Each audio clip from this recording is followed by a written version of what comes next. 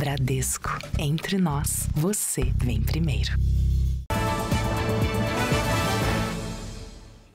Boa noite. Boa noite. Mais de 2.500 roubos e furtos de celular foram registrados por dia no país. Na zona sul da capital, criminosos armados fingiram ser entregadores de comida e roubaram aparelhos dos pedestres. Uma das vítimas até conseguiu rastrear o telefone, mas não conseguiu recuperar o celular.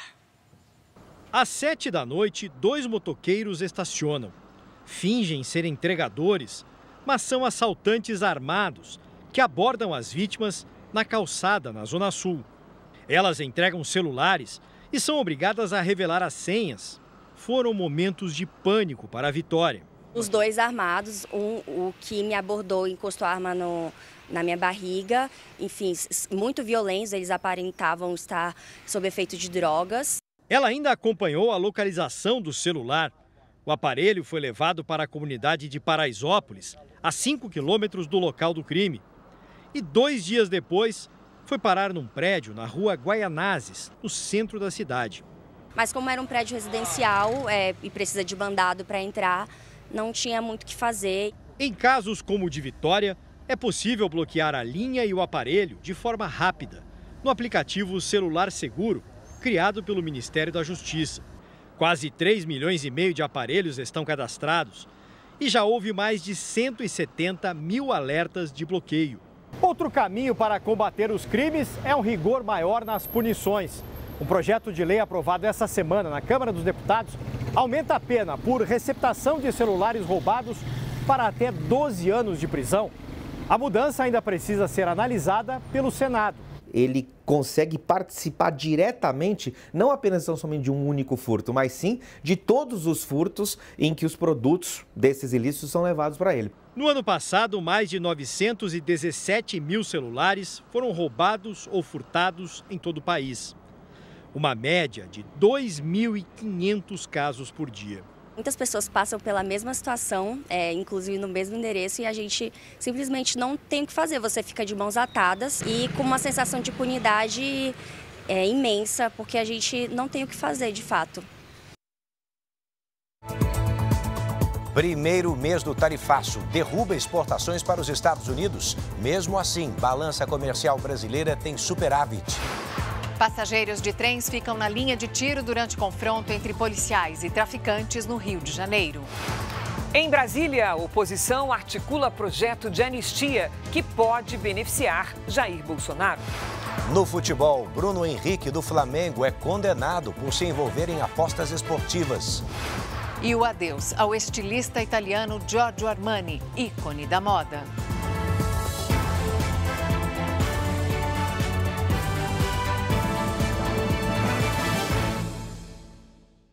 Oferecimento Bradesco Empresas e Negócios. Autoajude-se e abra sua conta PJ.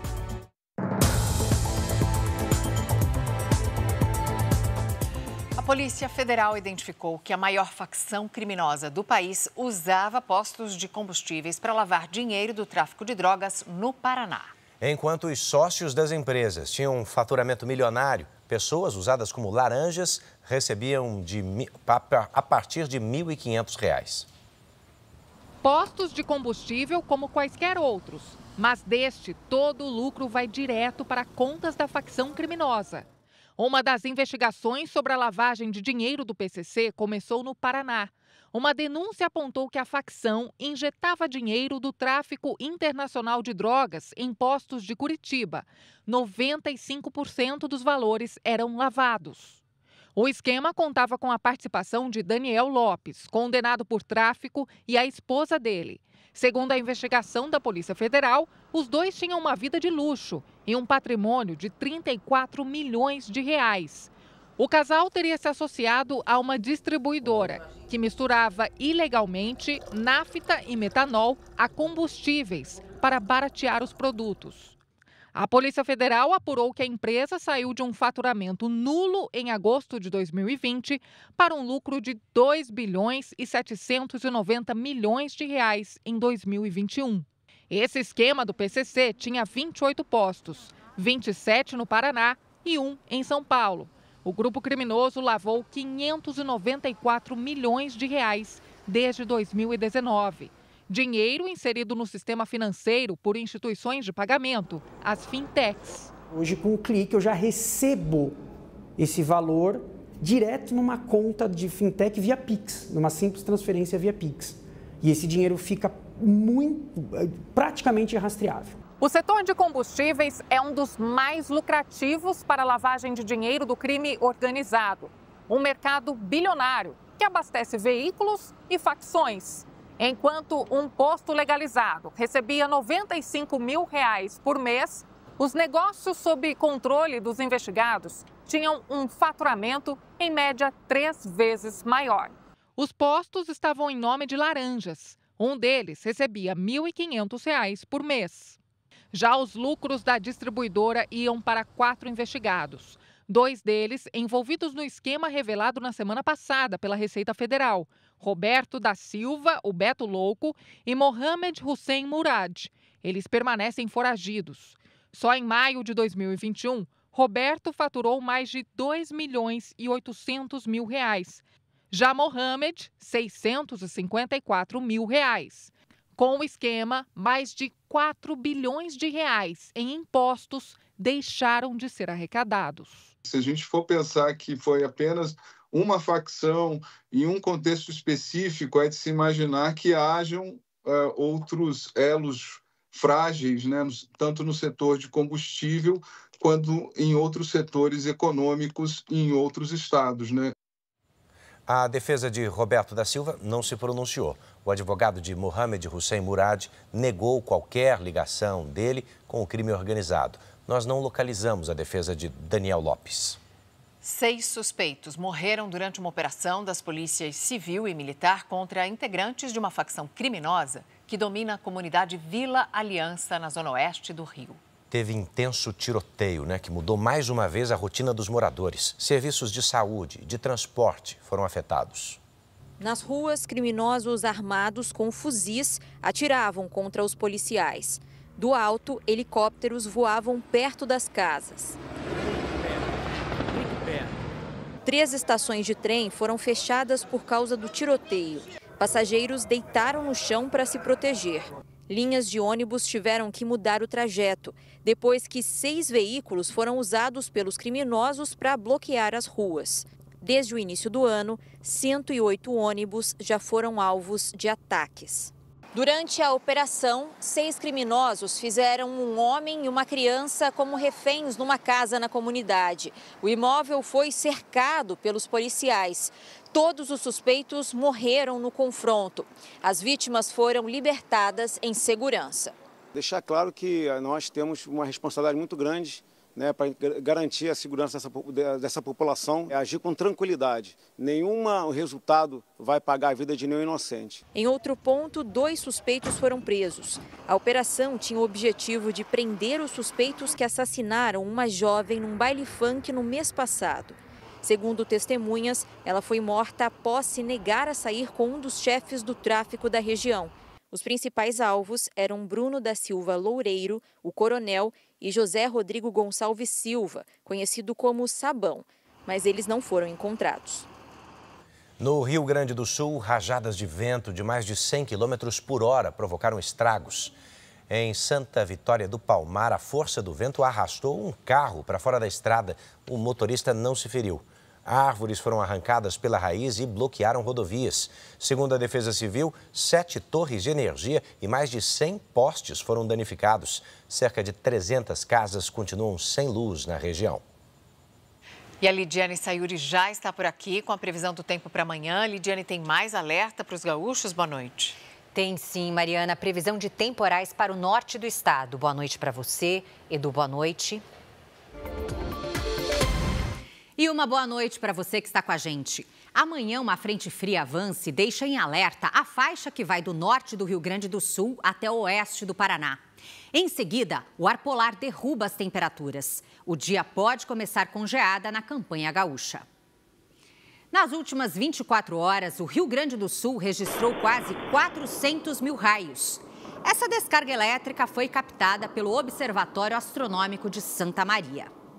Sexta-feira nublada e chuvosa em Florianópolis, máxima de 19 graus. Em São Paulo, nuvens à tarde e pode garoar no fim do dia. Faz até 27. Em Teresina, sol forte e tempo seco com 36 graus. Hoje, o maior volume de chuva foi registrado no Rio Grande do Sul. As imagens de satélite mostram nuvens carregadas sobre as regiões sul e norte. Amanhã, o ar seco reduz a umidade no centro do Brasil. No Nordeste, ventos do mar favorecem chuva forte de Sergipe ao litoral da Paraíba e pancadas mais intensas entre Rondônia, Acre e Roraima. Em Porto Alegre, faz 13 graus. No Rio de Janeiro, 32. Em Brasília, 30. 29 em Rio Branco e até 26 em Maceió. Tempo Delivery. O José é de São João do Oriente, Minas Gerais. Boa noite, José. Para você, sol entre poucas nuvens e máximas entre os 27 e os 29 graus até domingo. O Gilvan é de Araguaína, Tocantins. Oi, Gilvan. Calor sem nada de chuva por aí. À tarde, a temperatura sobe até os 37, 38 graus. Participe e apareça por aqui também. Nas redes sociais, poste o nome de uma cidade e a hashtag você no JR. Mariana, Edu. Obrigada, Lid. Já passam de 2.200 os mortos no terremoto do Afeganistão. 4 dias depois do tremor, as equipes de resgate ainda enfrentam dificuldades para chegar aos povoados soterrados pelos deslizamentos de terra. Autoridades acreditam que o número de mortos ainda pode aumentar. O terremoto alcançou magnitude 6, na escala que vai até 10, e deixou quase 4.000 feridos. Aqui no Brasil, a CPI mista do INSS ouviu hoje uma diretora da Controladoria Geral da União. Cristina Lemos, boa noite. O que ela disse, hein? Mais um depoimento, Edu, Mariana, que confirma as investigações da Controladoria Geral da União, da Polícia Federal e que pode complicar a vida de muita gente. Eliane Viegas afirmou aos parlamentares que o INSS foi alertado sobre as fraudes em 2019.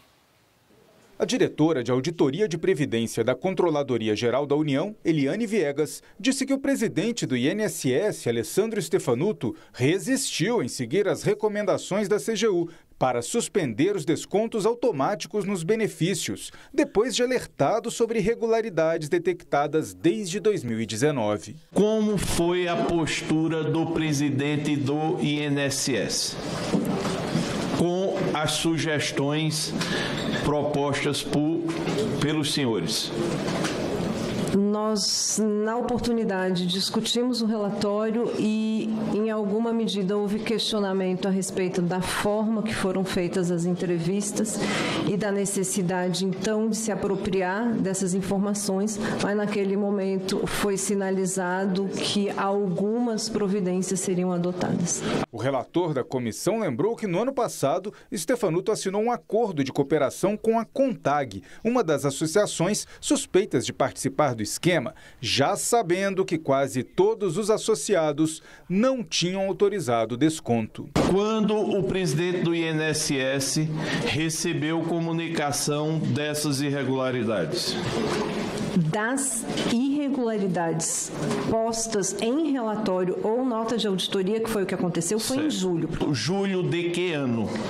Julho de 2024. O órgão INSS tinha conhecimento que quase 100% dos associados disseram que não autorizaram o desconto, mas mesmo assim tudo foi desconsiderado. Na segunda-feira, a CPMI do INSS vai ouvir o ex-ministro da Previdência, Carlos Lupe, que indicou Stefanuto para a presidência do Instituto. Os dois deixaram o cargo depois da operação da Polícia Federal e da CGU, que revelou o escândalo em abril. 2 dos principais acusados de participar do esquema foram notificados e já têm data para prestar depoimento. Antônio Carlos Camilo Antunes, o careca do INSS, vai ser ouvido no próximo dia 15 e o empresário Maurício Camisotti na sessão seguinte, no dia 18. Em nota, a defesa de Alessandro Stefanuto afirmou que não é verdade a informação de que ele não tenha tomado nenhuma atitude diante dos indicativos de fraudes no INSS e que ele segue à disposição das autoridades para prestar os esclarecimentos necessários. Os ministros da primeira turma do Supremo Tribunal Federal vão definir na semana que vem o julgamento do chamado núcleo crucial da tentativa de golpe. Enquanto isso, a oposição no Congresso pressiona pela votação da anistia aos condenados pelo 8 de janeiro. E essa medida poderia beneficiar também o ex-presidente Jair Bolsonaro.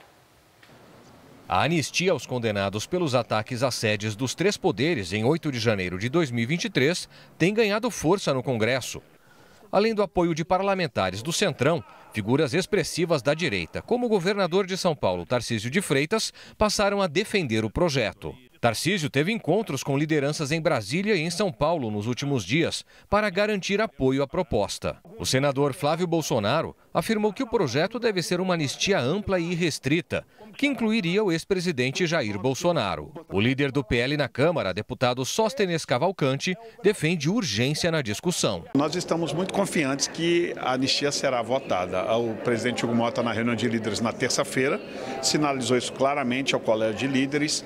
Nós conquistamos, com a ajuda do governador Tarcísio, o Republicanos, com apoio explícito, inclusive na reunião de líderes, que é o partido do presidente Hugo Mota. Parlamentares governistas são contra a proposta. Não faz sentido nenhum a Câmara aprovar uma urgência de uma anistia que vai ser não só um atentado contra o julgamento que está sendo feito, mas também contra a própria Constituição. O presidente da Câmara, Hugo Mota, ainda não definiu quando vai pautar o tema, mas tem ouvido todos os lados.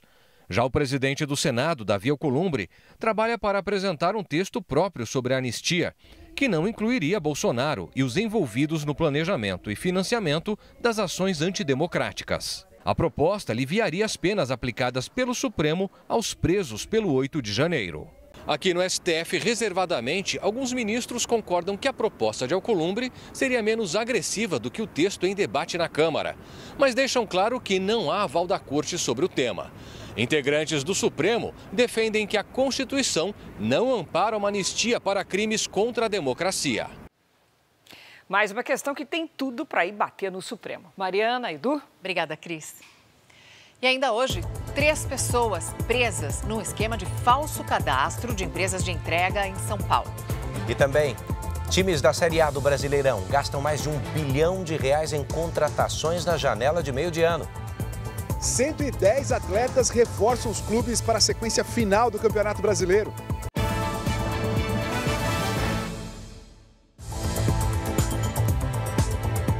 Você sabe que o Campeonato Brasileiro está parado, né? Por causa das eliminatórias da Copa do Mundo. Volta daqui a 9 dias. Mas os clubes não pararam de treinar. O Bruno Lohan está aqui com a gente. Com o fim dessa janela de contratações, Bruno, hora de dar aquele ajuste, né, para a reta final da competição. Boa noite. Boa noite, Mariana. Boa noite, Edu. Boa noite para você que acompanha o JR. Pois é, muita gente reclama do calendário o tempo inteiro. Não tem tempo para treinar, jogos em cima de jogos. Pois é.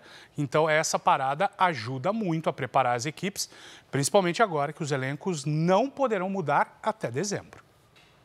Uma janela de muitas oportunidades. De 10 de julho a 2 de setembro, mais de R$1 bilhão foram gastos com 110 reforços para o Brasileirão. O contexto da janela de transferência é esse. Tem clube vindo ao restaurante e pedindo um prato só porque sabe exatamente o que vai saciar a fome dele. A senhora pode trazer um bife de ancho ao ponto, por favor? Sim. Obrigado. E outros estão vindo famintos. Escolhem o cardápio inteiro sem saber se todos os pratos vão agradar. O Flamengo investiu quase R$280 milhões em 4 nomes pontuais. O Flamengo comprou bem nomes importantes, nomes de fama, jogadores de prestígio, com destaque para o Samuel Lino. Botafogo e Palmeiras estão logo atrás na fila dos gastões. O alvinegro carioca desembolsou mais de R$180 milhões. 146 milhões só para tirar Danilo do Nottingham Forest, da Inglaterra. No Palmeiras, cerca de R$250 milhões foram investidos em 5 jogadores. A maior expectativa é com Andréas Pereira. Eu sou um jogador que posso ajudar meio campo, posso ajudar com gols, com passes, com assistências, defendendo, sou um jogador dinâmico. Sport, Fortaleza e Juventude, times na zona do rebaixamento, foram os que mais contrataram. Já o Corinthians trouxe um único jogador. Bruno Henrique, atacante do Flamengo, foi suspenso por 12 jogos por forçar um cartão amarelo para beneficiar apostadores. O julgamento aconteceu na sede do STJD, no centro do Rio, e durou mais de 7 horas. O atacante foi denunciado por levar um cartão amarelo de propósito no jogo entre Flamengo e Santos pelo Campeonato Brasileiro de 2023. Segundo a Polícia Federal, o objetivo era favorecer apostadores. Bruno Henrique participou por videoconferência e rebateu as acusações. Eu gostaria de reafirmar a minha inocência e dizer que confio na justiça esportiva, jamais cometi as infrações que estou sendo acusado. Além do jogador, o irmão dele e outros 3 atletas amadores também foram denunciados pela Procuradoria do STJD. O Flamengo se manifestou durante o julgamento. O clube sugeriu a aplicação de apenas uma multa a Bruno Henrique. A sentença veio no fim da tarde. Por maioria, estamos entendendo que houve uma violação da ética esportiva, de modo que estamos aplicando a pena do artigo 243A, parágrafo único, com suspensão em 12 partidas e aplicando uma multa de R$60 mil. Bruno Henrique escapou de uma punição grave, que poderia chegar a 2 anos. A suspensão de 12 jogos não vale para campeonatos internacionais, como a Libertadores. O Flamengo vai recorrer da decisão. O Fortaleza surpreendeu e contratou Martim Palermo para ser o novo técnico do clube. O argentino é conhecido por ser um dos maiores atacantes da história do futebol sul-americano. O último time que o Palermo comandou foi o Olímpia do Paraguai. Edu e Mariana, agora para você ver, né? Tem o Crespo, argentino, centroavante de elite, e agora mais um também no futebol brasileiro. Hermanos. Obrigado, Bruno. Você vai ver a seguir, sobe para 16 o número de mortos no acidente com um bondinho em Lisboa. 2 brasileiros estão entre os feridos. E também a polícia prende suspeitos de produzir e vender cogumelos alucinógenos. Os cogumelos eram vendidos pela internet e enviados para todo o país pelos correios.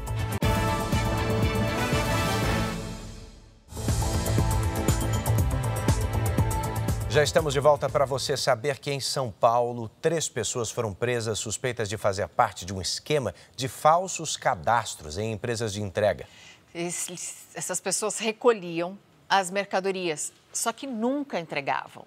Um prejuízo que passa dos R$300 mil. Polícia! Na chegada a um dos endereços na zona norte de São Paulo, os policiais encontraram dezenas de mercadorias. Todas foram compradas por consumidores na internet, mas nunca chegaram ao destino. Cristiane de Oliveira, de 45 anos, e o filho dela, Vitor Hugo de Oliveira e Gino, de 27, foram presos em flagrante. Na mesma região, Tiago Matos Santos, de 24, foi preso num apartamento. Eles são suspeitos de integrar uma quadrilha especializada em furtar mercadorias. O esquema foi descoberto a partir da denúncia de um representante de uma empresa de logística. Ele teve uma situação com uma dupla de entregadores que haviam recebidos 1.500 pacotes de produtos para serem entregues, que não foram efetivamente entregues ao consumidor final. Segundo a investigação, os criminosos usavam documentos falsos para se cadastrar como entregadores em empresas logísticas. Eles registravam as entregas das encomendas, mas ficavam com as mercadorias. O prejuízo só para uma das distribuidoras lesadas é de cerca de R$300 mil. Desde vestuário, roupas de banho, edredons e pequenos eletrodomésticos. O dono da distribuidora conta que identificou os desvios quando começaram a chegar as reclamações dos consumidores. E eles carregaram durante 4 dias. Nisso, eles davam a baixa normal, como se estivesse entregando, falsificando o documento de entrega, né? Os 3 vão responder por crimes como furto qualificado, associação criminosa e receptação. Eles não têm advogados constituídos. A empresa de logística vai rever o processo de contratação de entregadores. A gente vai fazer consulta, né, de antecedentes, a gente vai fazer ligações para telefones de referência, esse tipo de coisa que a gente não fazia antes. 10 pessoas foram presas suspeitas de integrar a maior quadrilha de produção e venda de cogumelos alucinógenos no Brasil. Esses traficantes usavam a internet para vender a droga e enviavam os cogumelos pelos correios. 19 mandados de busca e apreensão foram cumpridos em 7 estados e no Distrito Federal. Um dos presos é estudante da Universidade de Brasília. Segundo a investigação, ele vendia os cogumelos dentro da instituição de ensino. O cultivo da droga era feito principalmente no Paraná, Santa Catarina e Brasília. Os cogumelos eram oferecidos pelas redes sociais e em aplicativos de mensagem. O consumidor era direcionado para uma loja online, onde a compra poderia ser feita por Pix e cartão de crédito. Depois do pagamento, a droga era enviada pelos correios. O meio cibernético ele tem dado muita oportunidade para quem quer cometer crimes. Então, o que ocorre? É muito fácil hoje você ter um website com comércio eletrônico de drogas, né, nesse mercado ilícito, assim como as redes sociais. A maior parte dos cogumelos alucinógenos contém psilocibina, uma substância proibida pela Anvisa que altera a percepção sensorial e a noção de tempo e espaço. Os efeitos são semelhantes aos do LSD, droga sintética muito comercializada em festas de música eletrônica. As investigações apontaram que entre 2024 e 2025, mais de 3.700 encomendas foram enviadas pela quadrilha. A quantidade ultrapassou 1 tonelada de cogumelos. O faturamento mensal do grupo chegava a R$500 milhão. Em nota, os Correios disseram que ajudaram na operação e que buscam métodos para identificar encomendas proibidas por lei. O Jornal da Record procurou a Universidade de Brasília, mas até agora não obtivemos resposta. O presidente Lula lançou hoje em Minas Gerais o programa que vai distribuir botijões de gás de cozinha para mais de 15 milhões de famílias de baixa renda. A medida provisória que lança o programa Gás do Povo foi assinada pelo presidente Lula no aglomerado da Serra, maior comunidade de Minas Gerais. Um botijão desse sai da Petrobras com 13 quilos de gás a R$ 37,00. Ele chega em muitos lugares a 150. É um absurdo a diferença entre o preço da Petrobras e o preço que o gás chega. A MP precisa ser votada pelo Congresso em 120 dias para não perder a validade. Segundo o governo, 50 milhões de pessoas de baixa renda devem ser beneficiadas no país. O programa que substitui o auxílio gás vai ser implantado gradativamente. A partir de novembro, o benefício deixa de ser pago em dinheiro. Os botijões passam a ser retirados nas revendas credenciadas pelo governo. Cada família tem direito a no mínimo 3 e no máximo 6 botijões por ano, dependendo do número de pessoas na residência. Podem participar aquelas inscritas no CadÚnico, com renda mensal de até meio salário mínimo por pessoa. A prioridade é para as famílias que recebem o Bolsa Família. O governo calcula um gasto de cerca de 3 bilhões e 500 milhões de reais com o programa neste ano e mais de 5 bilhões no ano que vem. O Banco Central rejeitou a operação de compra do Banco Master pelo BRB. As justificativas ainda não foram apresentadas. A transação já havia sido aprovada por outras autoridades, como o Conselho Administrativo de Defesa Econômica, o CAD, e a Câmara Legislativa do Distrito Federal. A análise técnica pelo Banco Central era o último passo para a conclusão da operação de compra de 58% do capital total do Banco Master pelo BRB. A transação faria o BRB ampliar os serviços no país. Hoje, o banco está em 19 estados e no Distrito Federal e tem quase 9 milhões de clientes. Com a compra, poderia passar a ter 100 bilhões de reais em ativos. Por tradição, as decisões do Banco Central são tomadas em consenso pela diretoria colegiada, composta pelo presidente Gabriel Galípolo e 8 diretores. Um dos integrantes do colegiado, porém, se opôs ao negócio. O BRB deve receber agora a lista de motivos do Banco Central para vetar a compra. Esse especialista diz que a compra ainda pode ser concluída mesmo com a negativa do Banco Central. O Banco Central vai fazer uma lista, né? Tipo um checklist das pendências que foram observadas para não aprovar a operação. Se o Banco Central informar o BRB quais foram os motivos e mesmo assim o BRB insistir nessa colocação, é lógico que futuramente esses gestores podem ser responsabilizados, sobretudo pelos acionistas. Com o impedimento da operação, as ações do Banco de Brasília registraram queda nesta quinta-feira. A decisão do Banco Central veio um dia após lideranças de centro do Congresso Nacional terem coletado assinaturas para aprovar a urgência de um projeto de lei que permite ao Legislativo demitir diretores e presidentes do Banco Central quando a condução deles não for compatível com os interesses nacionais. Em comunicado aos acionistas e ao mercado, o BRB informou que pediu ao Banco Central a íntegra da decisão para avaliar os fundamentos e as alternativas cabíveis. O Banco Master também divulgou uma nota afirmando que vai aguardar ter acesso ao documento do Banco Central para avaliar as alternativas a respeito da negociação com o BRB. As exportações do Brasil para os Estados Unidos caíram mais de 18% agora em agosto, depois que entrou em vigor o tarifaço americano. Essa comparação é com o mês de agosto do ano passado. Já as importações cresceram 4,6%. No total, a balança comercial brasileira, no entanto, teve um superávit de 35,8%, com mais de 6 bilhões de dólares. Segundo o governo, as exportações cresceram e de forma significativa para o México, a Argentina e também para a China. Representantes da indústria brasileira se reuniram hoje com autoridades de comércio dos Estados Unidos no último dia da comitiva no país. Liderados pela Confederação Nacional da Indústria, os empresários brasileiros encerram a agenda em Washington, cientes de que a resolução do tarifaço passa por questões políticas. O que nós saímos mais realistas e mais confiantes é que mostraram que tem disposição para se discutir a parte comercial, a parte técnica. O presidente da CNI afirmou também que o vice-chanceler americano, Christopher Landau, espera uma ligação do vice-presidente do Brasil e ministro da Indústria e Comércio, Geraldo Alckmin. Estaria disposto para conversar e que a tônica da conversa tinha que ser a situação política. Os empresários apresentaram aos americanos oportunidades de ampliação do comércio entre os países. Entre as sugestões estão a construção de data centers operados por energia renovável, o fornecimento de terras raras e minerais críticos e a liderança conjunta do mercado global de etanol.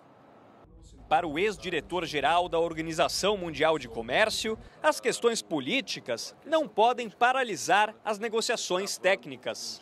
O potencial é extraordinário, é muito grande, é estratégico até, não apenas para os Estados Unidos e para o Brasil também. O imobilismo seguramente não vai nos levar a lugar nenhum. O deputado Eduardo Bolsonaro disse que se colocou à disposição dos empresários para dialogar.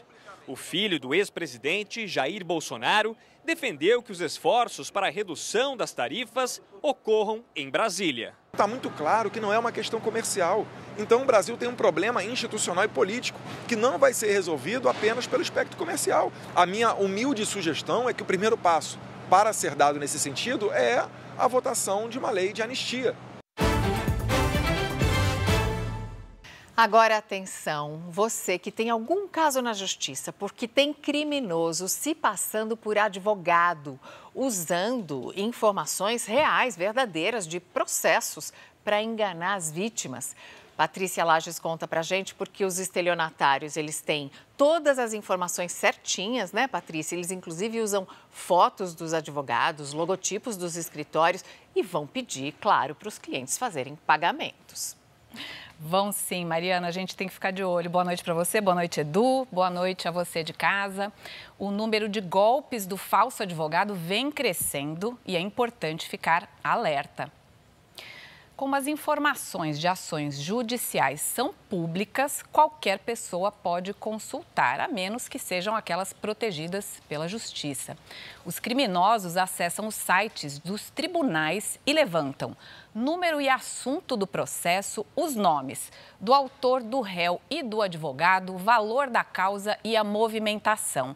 E aí, de posse desses dados, os golpistas enviam mensagens e fingem ser os advogados. Eles fazem solicitações, como pagamentos via Pix, dizendo que é para cobrir ali taxas de perícia, para liberação de alvarás ou para recebimento imediato do valor da causa supostamente ganha, além de pedir dados bancários para depositar o valor. É por isso que a gente está fazendo esse alerta, né? Porque é muito fácil acreditar. Como é que faz para identificar o criminoso, hein, Patrícia? Primeira coisa é desconfiar sempre, Edu. E principalmente de mensagens de números desconhecidos. Por isso, jamais forneça dados pessoais ou bancários sem ter certeza de quem está do outro lado. E nunca clique em links ou baixe arquivos suspeitos. E vale aqui um relato pessoal. Isso já aconteceu comigo e parecia real, porque constavam os nomes verdadeiros dos advogados, como os números da OAB e os valores das causas, tudo correto. Só que, em vez de responder as mensagens, eu entrei em contato pelos canais oficiais dos escritórios e aí ficou fácil de perceber que se tratava de um golpe. Agora, é muito bem feito, né, Patrícia? E muita gente já caiu. Para quem já caiu no golpe, o que a pessoa pode fazer? Vamos lá, Mariana. Olha, registre um boletim de ocorrência e apresente o histórico das conversas. E se foi feito algum pagamento, tenha o comprovante. O golpe do falso advogado configura crime de estelionato, de falsidade ideológica e uso indevido da identidade profissional. A coisa é séria e deve ser denunciada. Mariana, Edu? Obrigado, Patrícia. Olha, subiu para 16 o número de mortos no acidente com aquele bondinho elétrico em Portugal. 5 eram portugueses, 8 estrangeiros. A polícia afirmou que as outras 3 vítimas ainda não foram identificadas. 2 brasileiros estão entre os mais de 20 feridos. As causas do acidente ainda estão sendo investigadas. A primeira vítima que teve a identidade revelada foi o português André Marques, de 40 anos, que trabalhava como guarda-freio do bondinho. Entre os mortos e feridos, também havia estrangeiros de pelo menos 10 países. 2 brasileiros, um homem e uma mulher, foram encaminhados ao hospital e sobreviveram. Eles não tiveram os nomes divulgados. A área segue isolada e parte dos destroços começou a ser removida. Durante todo o dia, esse foi o cenário aqui no local do acidente. Agentes da polícia fizeram perícia não só nos destroços do bondinho que bateu contra o prédio, mas também nesse outro bondinho que estava pronto para subir aqui no elevador da Glória. Existe a suspeita de falta de manutenção e o Ministério Público abriu um inquérito. A empresa de transportes públicos de Lisboa disse que a manutenção desses veículos, que começaram a operar em 1885, foi terceirizada e abriu uma investigação interna. À noite, o presidente e o primeiro-ministro de Portugal também prestaram solidariedade às vítimas. Outros 3 elevadores que funcionam em Lisboa foram fechados para inspeção de segurança. Abel estava no bonde que subia no momento do acidente.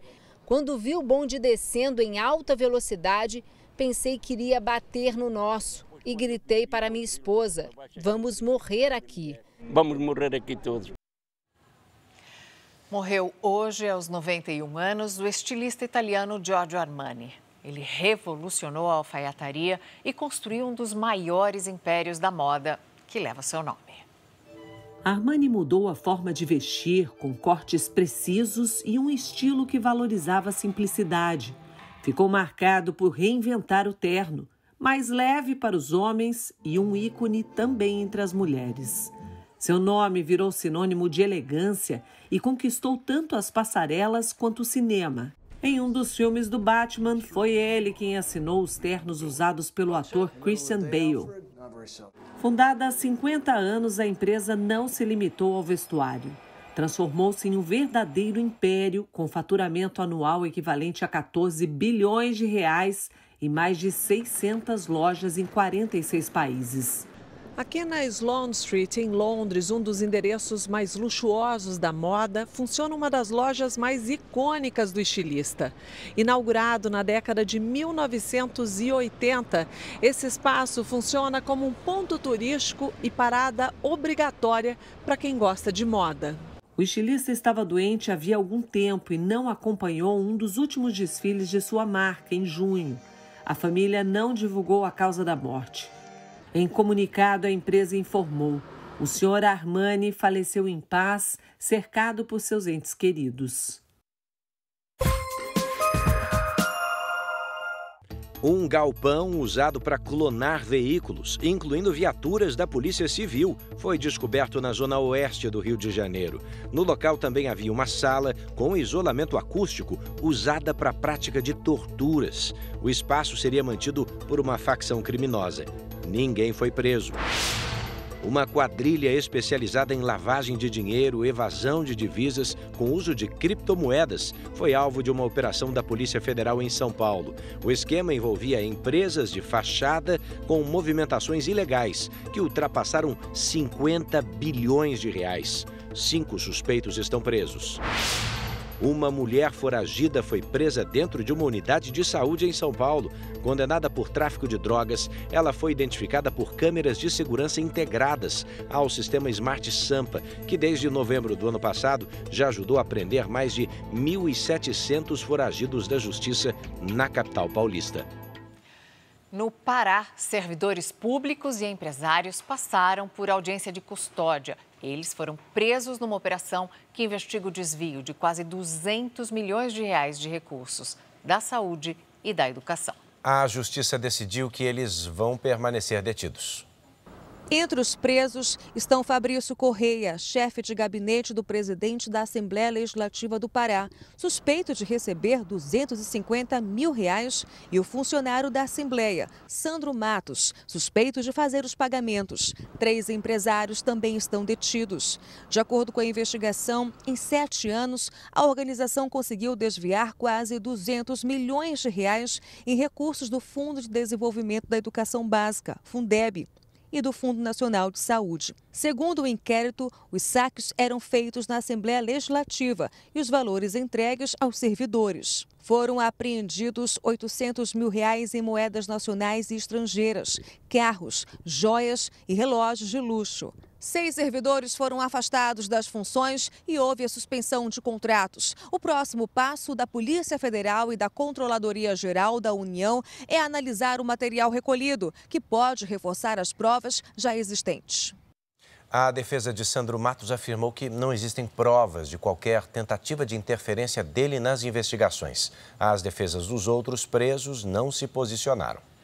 A ex-secretária de Bem-Estar Animal de Canoas, na região metropolitana de Porto Alegre, pode ter usado esse cargo para eliminar animais que tinham sido resgatados. Bom, em 8 meses de gestão, mais de 230 cães e gatos foram mortos. A polícia investiga os crimes de maus-tratos, estelionato e lavagem de dinheiro. Nos endereços ligados à ex-secretária Paula Lopes, os policiais localizaram um freezer.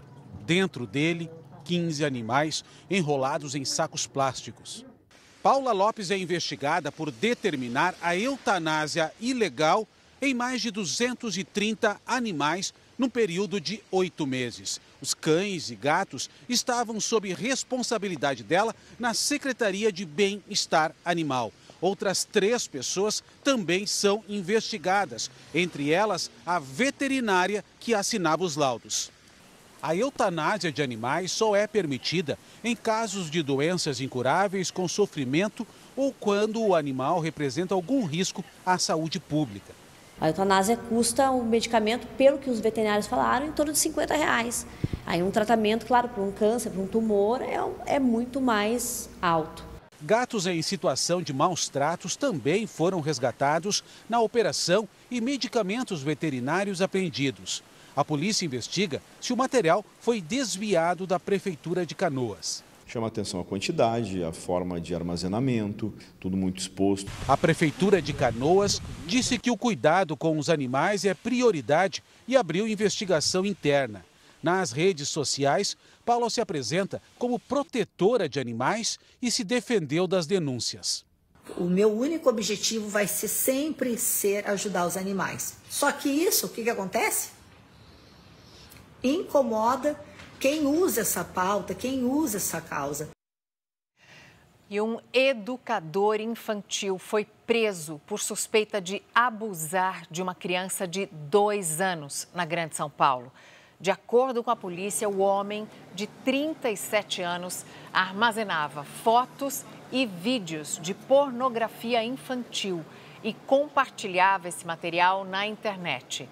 Entre os registros estava uma gravação de um abuso contra um aluno de 2 aninhos, da escola onde esse homem trabalhava em Suzano, na Grande São Paulo. A prefeitura disse que ele já foi afastado do cargo. 4 homens estão presos, suspeitos de participar do roubo a um galpão de produtos eletrônicos na capital paulista. A carga foi avaliada em R$500 mil. Um dos envolvidos é ex-funcionário da empresa. O circuito interno do depósito flagrou toda a ação, que aconteceu há 2 meses. Os criminosos invadem o galpão na zona leste de São Paulo e rendem as vítimas. Armados, eles ameaçam os funcionários, que são obrigados a colaborar com o roubo. Um dos funcionários tenta reagir e é empurrado, depois amarrado. Os assaltantes se espalham e começam a carregar parte do estoque. Eles vão embora levando quase R$500 mil em mercadorias. O motorista do caminhão era um refém que acabou abandonado em Itaquaquecetuba, na Grande São Paulo.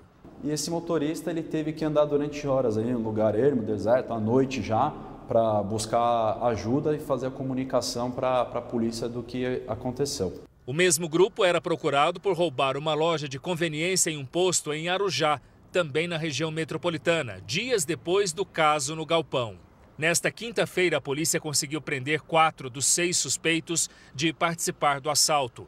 Este, que aparece de moletom e capuz, foi identificado como ex-funcionário da empresa e não tinha passagem pela polícia.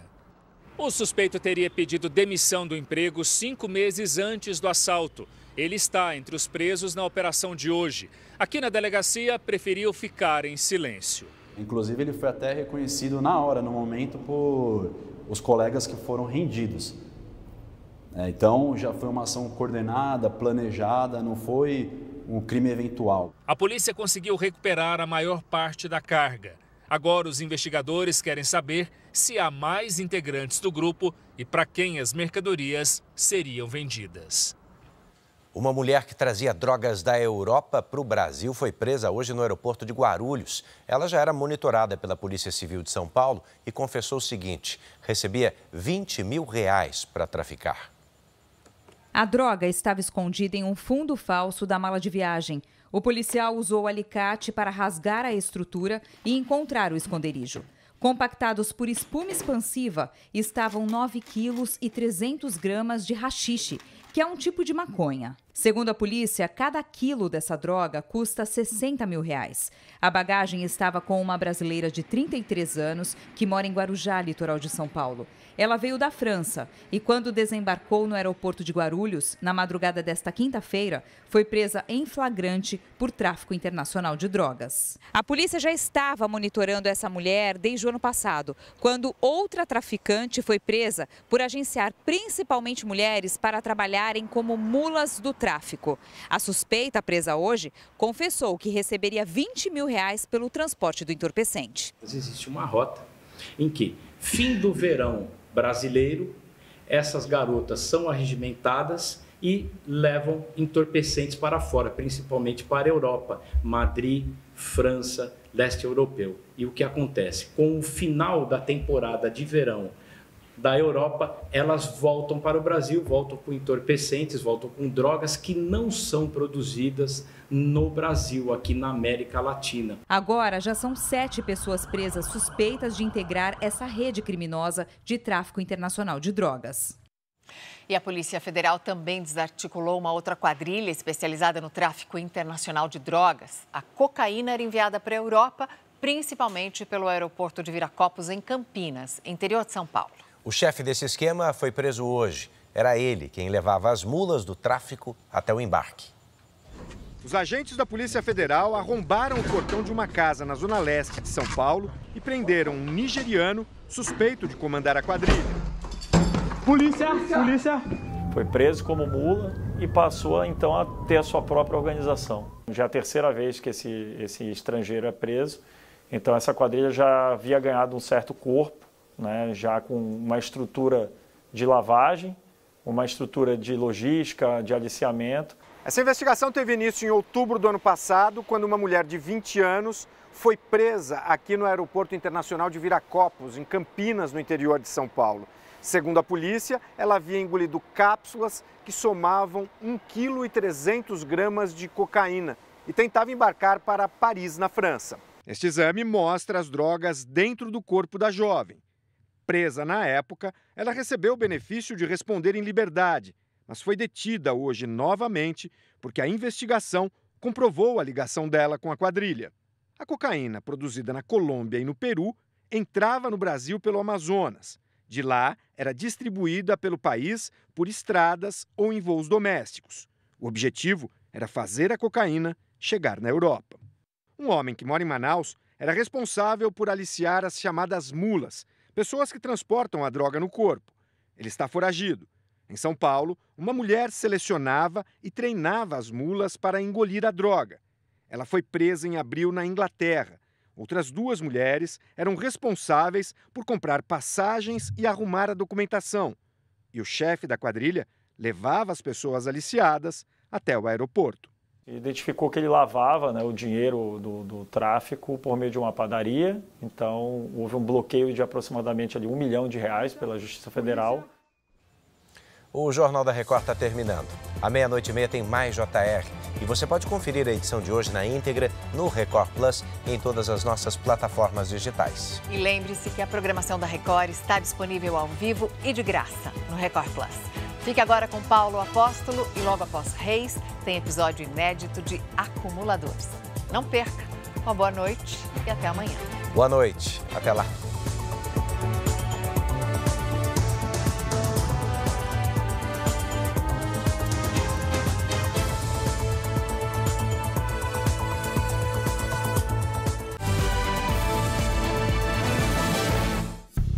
Bradesco. Entre nós, você vem primeiro.